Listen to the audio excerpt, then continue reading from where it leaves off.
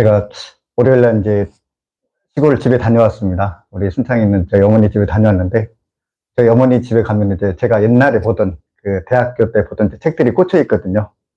그래서 제가 이제 책들을 쭉 보고 있는데, 그 책 가운데 그 독일의 유명한 그 철학자 중에서 마르틴 하이데거라는 사람이 있습니다. 이 마르틴 하이데거가 쓴 이 존재와 시간이라는 그 책이 참 눈에 띄었습니다. 근데 대학교 때 이제 그 책을 읽었는데 솔직히 무슨 말인지 잘 모르겠더라고요. 워낙 어려워서. 근데 그 마르틴 하이데거, 이 존재와 시간 속에서 이 마르틴 하이데거가 우리 인간에 대해서 한 말이 있습니다. 우리 인간을 어떻게 정의했냐면 기투적 존재라는 것입니다. 기투적 존재. 예, 기투적 존재가 뭐냐면 내던져진 존재. 이게 바로 기투적인 존재라는 것입니다. 그러니까 예를 들어서 이런 겁니다. 엄마가 아기를 낳았습니다. 그죠? 근데 산모가 아기를 낳았으면 그 아이는 어디에 있어야 됩니까? 엄마 품에 있어야 되잖아요. 그죠? 근데 이 아이가 엄마 품에 있는 것이 아니라 엄마 없이 따로 떨어진 곳에 있다라는 것입니다. 그게 바로 흔히 말해서 이제 그게 쉽게 얘기해서 기투적인 존재라는 거죠. 던져진 존재. 여러분, 지금 아기가 막 태어났는데 지금 아기가 엄마 지금 품속에 있어야 되잖아요. 근데 엄마 품속을 떠나니 그 아기의 그 마음이 어떻겠습니까? 아기의 심정이 어떻겠습니까? 네, 지금 불안한 거죠. 지금 죽음의 위협 가운데 살아가는 거죠. 그죠? 여러분, 그게 바로 마르틴 하이데거가 정의한 그게 바로 기투적인 존재의 존재인 우리 마음의 심령이라는 거죠. 마치 던져진 아이와 같이 불안 속에 있는 그 아이와 같이 우리 인간의 마음 또한 인간의 정의가 또한 불안이다라는 것입니다. 그러면서 이 마르틴 하이데거가 이 존재와 시간 가운데 하나의 이제 이야기를 그리스 신화의 이야기를 이제 하게 됩니다. 어느 날 이 불안의 신 그리스 신화입니다. 그리스 신화에 이 불안의 신 오이지스 좀 발음이 어렵죠. 오이지스인데 그냥 오이지스로 다시 얘기해 줍니다. 오이지스라는 그 신이 있는데 불안의 신입니다. 근데 이 오이지스가 흙덩이로 한 형상을 만들었습니다. 한 형상을 만들어서 이 흙덩이를 가지고 이제 그리스 최고의 신이라 할 수 있는 제우스에게 찾아갔습니다. 그래서 제우스 신에게 이게 좀 살게 해달라고 이렇게 얘기했더니 이 제우스가 이 흙덩이에 혼을 불어 넣었습니다. 그랬더니 이 흙이 살아난 것입니다. 근데 이제 오이지스하고 제우스가 서로 이제 싸우는 것입니다. 왜냐하면 이 사람의 인간을 뭘로 지을 것인가, 이름을 뭘로 지을 것인가. 그러니까 오이지스는 내가 흙으로 형상을 만들었으니까 당연히 이 인간의 이름은 내 이름을 따야 된다라고 이렇게 이야기를 하고 있고, 또 제우스는 내가 혼을 불어넣지 않느냐, 그러니까 이것은 내 이름을 붙여야 된다라고 이렇게 둘이 싸웠습니다. 그러는 가운데 이 대지의 여신 이 가이아가 이걸 찾아옵니다. 서로 이제 싸우고 있거든요. 이야기를 들어보니까 가이아가 흙으로 사람을 만들었다며, 내가 대지의 신이잖아. 그러니까 이 사람의 이름을 내 이름으로 따야 된다 라고 이렇게 서로 자기 이름을 지은다고 이제 서로 싸우는 겁니다. 그래서 이제 3파전이 되었는데 결론이 안 나서 이제 이거를 가지고 이 시간의 신 크로노스에게 찾아갑니다. 그래서 이것을 재판해 달라 이렇게 이야기를 합니다. 그랬더니 이제 크로노스가 이렇게 판결을 내립니다. 제우스 신이여, 당신은 때가 되면 이 형상에게서 혼을 찾아가도록 하시오 말합니다. 땅의 신 가이아여, 그대는 흙으로 된 육체를 찾아가시오. 불안의 신 오이지스여, 당신은 이 형상이 살아있는 동안 불안으로 다스리시오. 네, 여러분, 우리 인간의 실존이 불안이다라는 것입니다. 지금 하이데거의 설명에 의하면 왜 우리가 불안하는 것입니까?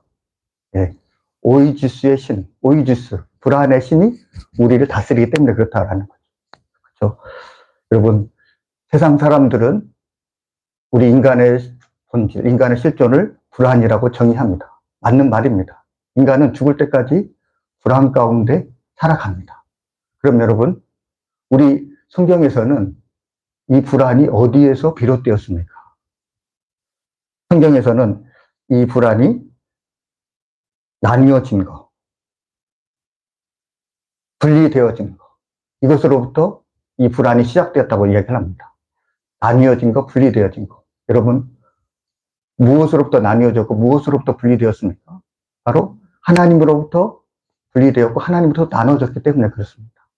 우리가 또한 하나님에 대한 절대적인 신뢰 가운데, 믿음 가운데 살아가야 되는데 우리의 생각이 여러 가지 생각으로 나누어졌습니다. 그렇기 때문에 하나님을 온전히 믿고 신뢰하지 못합니다. 이러한 가운데 우리에게 불안이 있다라는 거죠. 그렇다고 여러분, 우리가 불안을 이길 수 있는 방법이 뭐겠습니까? 다시 믿음으로 하나님과 연합되는 거. 그렇죠? 우리의 생각이 나눠지지 않으면 되잖아요. 온전히 하나님을 신뢰하고 믿으면 되잖아요. 주님 지금 그것에 대해서 이야기를 하고 있습니다. 1절 말씀에 너희는 마음에 근심하지 말라. 하나님을 믿으니 또 나를 믿어라. 여러분, 주님께서 제자들에게 너희는 근심하지 말라. 하나님을 믿으니 또 나를 믿어라 라는 거고 말씀하고 있습니다. 제자들이 근심하지 말아야 할 이유, 어떻게 근심에서 벗어날 수 있는가? 여러분, 어떻게 근심에서 벗어날 수 있습니까? 바로 하나님을 믿고 또 예수님을 믿으면 근심에서 벗어날 수 있다는 것입니다. 지금 제자들은 지금 근심 가운데 있습니다. 지금 요한복음 10장은 이 예수님께서 십자가에 달리기 시작 그 하룻밤 그 전날의 사건을 다루고 있습니다. 예수님께서 이제 마지막으로 제자들과 만찬을 하십니다. 제자들은 예수님께서 이스라엘의 영광의 왕으로 입성한 줄 알았습니다.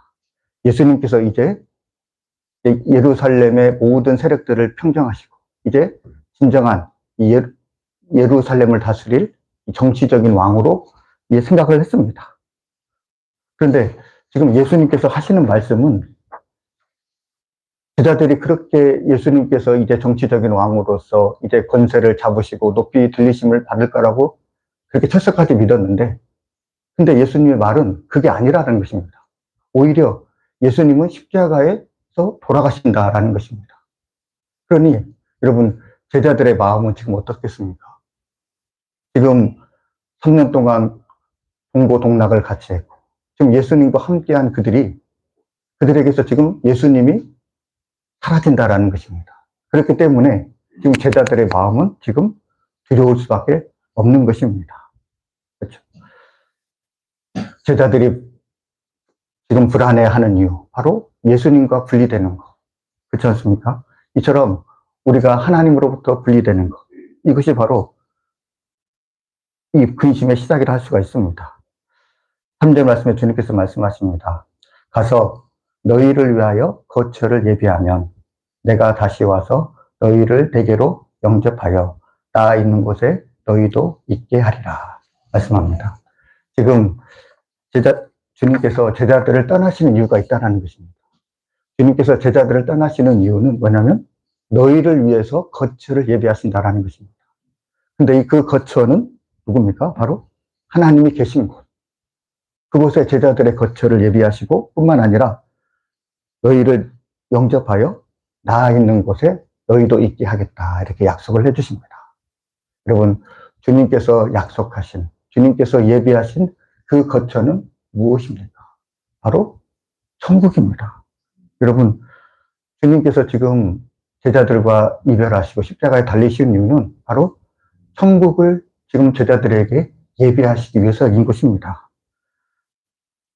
사람이 여러분 죽음이라는 극한 상황 가운데 있을 때 만약에 천국에 대한 믿음이 있다고 한다면, 내가 죽으면 천국에 간다고 한다면 그 사람이 두려움에 떨까요? 아닙니다. 천국에 대한 믿음이 있고 확신이 있는 사람, 그 사람은 오히려 기뻐하며 그 죽음을 받아들일 것입니다. 그렇죠? 천국에서 아버지를 만나는데, 주님을 만나는데 그것이 여러분 기쁨이 되지 않겠습니까? 18세기에 감리교의 창시자이자 영국 복음주의의 부흥의 중심 인물이었던 요한 웨슬레가 있습니다.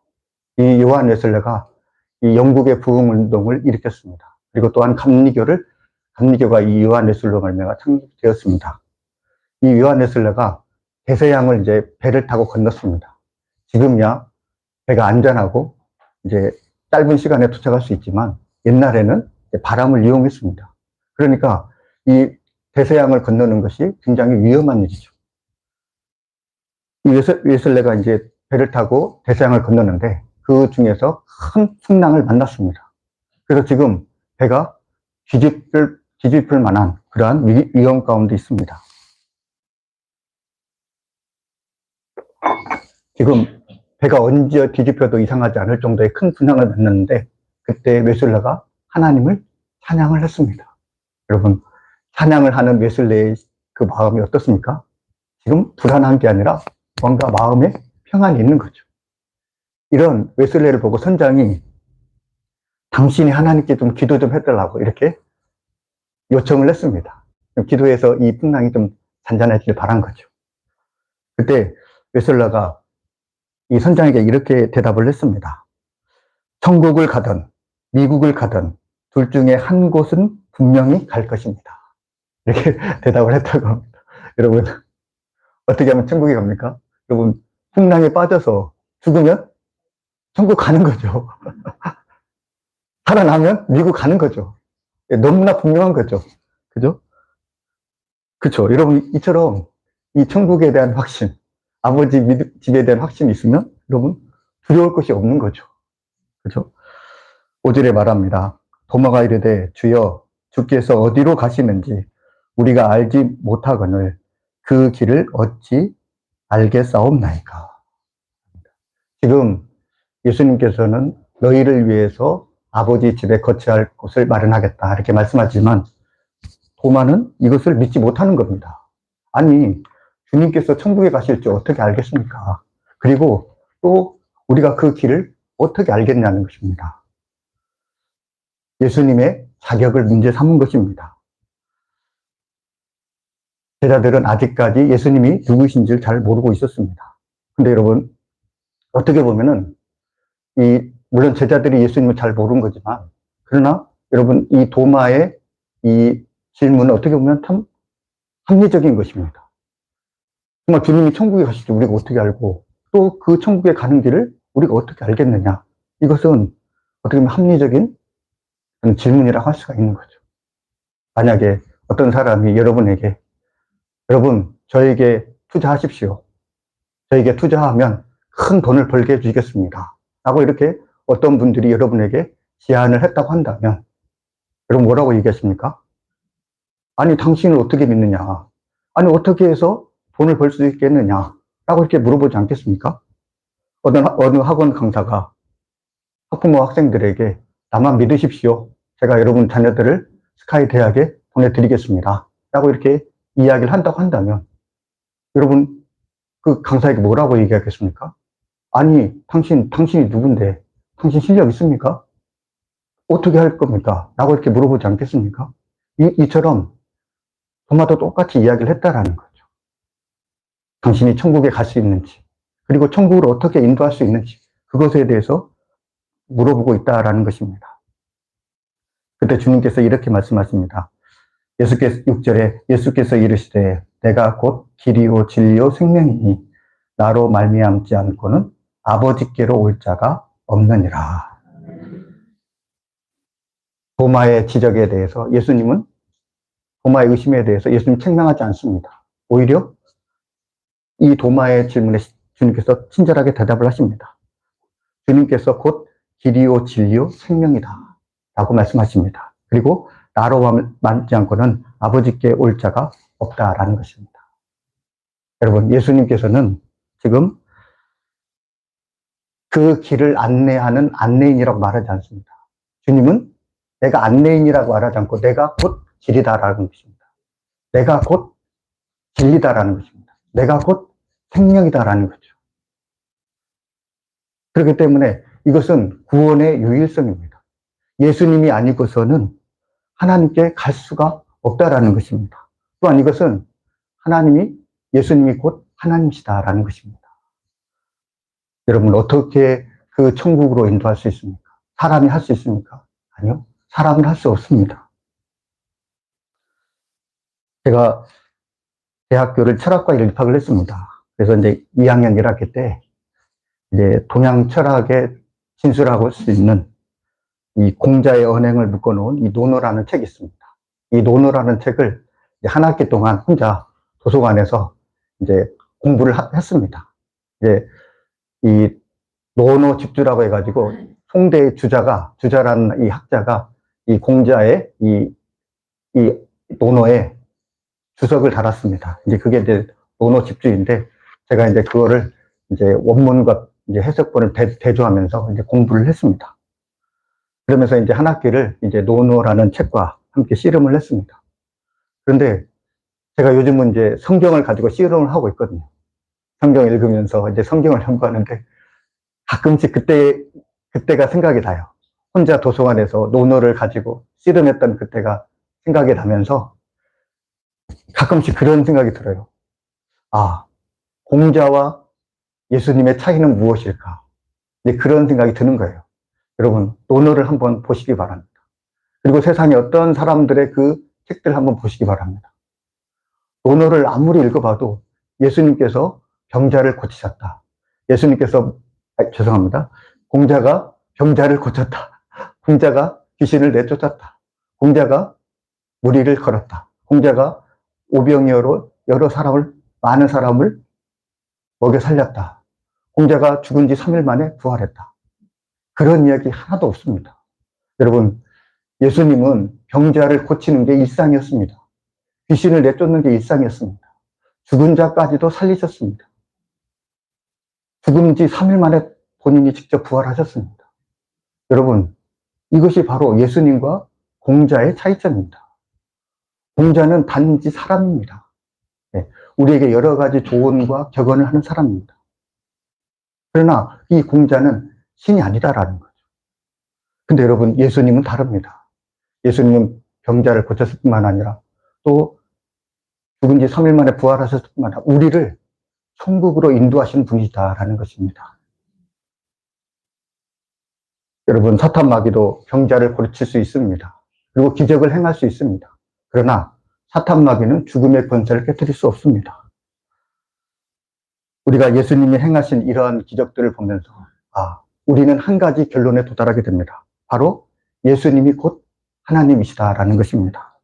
여러분, 정말 예수님이 하신 그 일을 믿는다고 한다면 예수님은 하나님과 동등된 분이심을 우리가 믿지 않을 수가 없다라는 거죠. 그러면서 주님께서 이렇게 말씀하십니다. 10절 말씀에 내가 아버지 안에 거하고 아버지는 내 안에 거하신 것을 네가 믿지 아니하느냐. 내가 너희에게 이르는 말을 스스로 하는 것이 아니라 아버지께서 내 안에 계셔서 그의 일을 하시는 것이라 말씀합니다. 지금 예수님을 보여달라는 이 빌립의 말에 지금 예수님께서 대답하신 말씀입니다. 예수님 안에 아버지가 계시고 아버지 안에 예수님이 계신다라는 것입니다. 그렇기 때문에 아들이 한 일, 그러니까 예수님이 한 일은 누가 한 것입니까? 바로 아버지가 한 일입니다. 그리고 아버지가 한 일은 누가 하는 것입니까? 아버지 안에 계시는 예수님이 하시는 것입니다. 그리고 예수님이 말씀하신 것은 누가 말씀하신 것입니까? 예수님 안에 계신 아버지가 말씀하시고 아버지가 말씀하신 것은 아버지 안에 계신 그 예수님이 말씀하신 것입니다. 하나님과 예수님은 분리될 수 없는 하나인 것입니다. 아버지가 가지신 모든 것을 아들이 가졌고 아들이 가진 모든 것을 아버지도 또한 가지고 계십니다.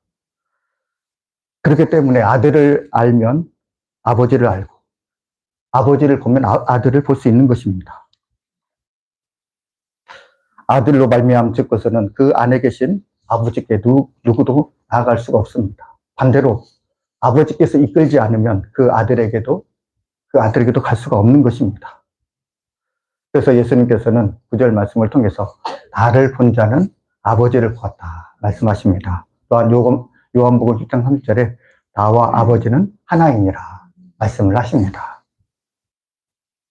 제가 안양에서 사역할 때, 그때 이제 우리 시원이가 이제 3살이 되었습니다. 3살 되었는데, 이제 제가 부격자로 사역했는데, 이제 그때 시원이가 이제 밖을 나가고 싶어 했어요. 그래가지고 제가 점심때가 되면은 우리 시원이를 데리고 가까운 이제 공원이나 가까운 놀이터를 자주 놀러 갔습니다. 그런데 이제 시원이는 이제 저는 이제 근무 시간이 있으니까 이제 들어와야 되잖아요. 근데 시원이는 이제 들어오기 싫은 겁니다. 그래서 항상 이제 실랑이가 되는 거예요. 들어가자. 시원이는 들어가기 싫다. 이제 둘이 이제 서로 막 실랑이가 있는 거죠. 그러면서 이제 좀 애를 먹었습니다. 근데 어느 날은 이제 가까운 놀이터에 놀러를 갔습니다. 근데 역시나 아니나 다를까 그날도 또한 실랑이가 있었습니다. 저는 들어오고 싶은데 근무에 가야 되는데 시원이가 들어오기 싫어하는 겁니다. 그래서 제가 시원아 가자 하면서 시원이가 안 따라오죠. 그러면서 제가 가는 척 하면서 딱 숨었습니다. 딱 숨어서 시원이가 어떻게 반응하는지 제가 면밀히 관찰을 했습니다.